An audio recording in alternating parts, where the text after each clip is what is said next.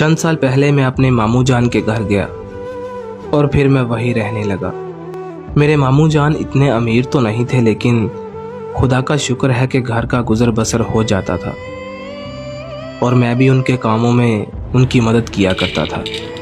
जब मुझे वहाँ रहते हुए कुछ अरसा गुजरा तो एक लड़की मुझे रोज़ देखा करती थी, लेकिन मुझे इस बात का पता नहीं था।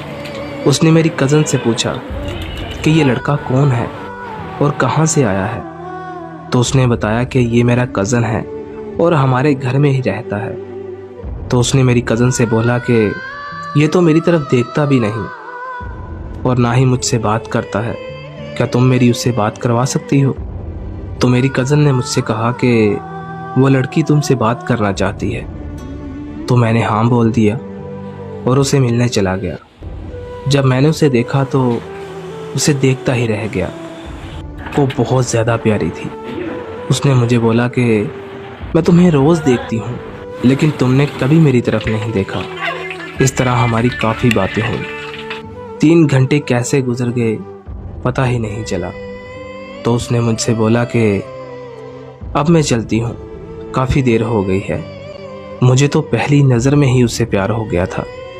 कुछ दिनों बाद हमारी फिर से मुलाकात हुई तो मैंने सोचा कि मैं उसे बता देता हूँ कि मुझे उससे बेपनाह मोहब्बत हो गई है, लेकिन मेरे कहने से पहले ही उसने मुझे प्रपोज़ कर दिया। मैं बहुत खुश हुआ। मेरी खुशी का कोई ठिकाना ना था।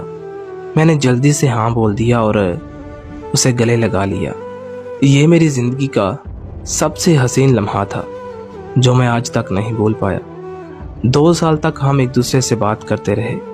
हम एक दूसरे के बिना एक पल भी नहीं रहते थे। सब कुछ ठीक चल रहा था।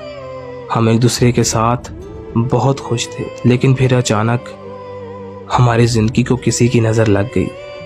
हम दोनों के दरमियान कोई तीसरा इंसान आ गया।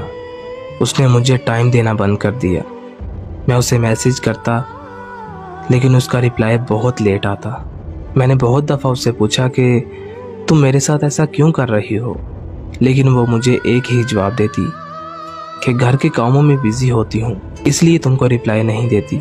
फिर एक दिन मैंने उसे शादी का बोला तो उसने मना कर दिया कि अभी नहीं। वो इसी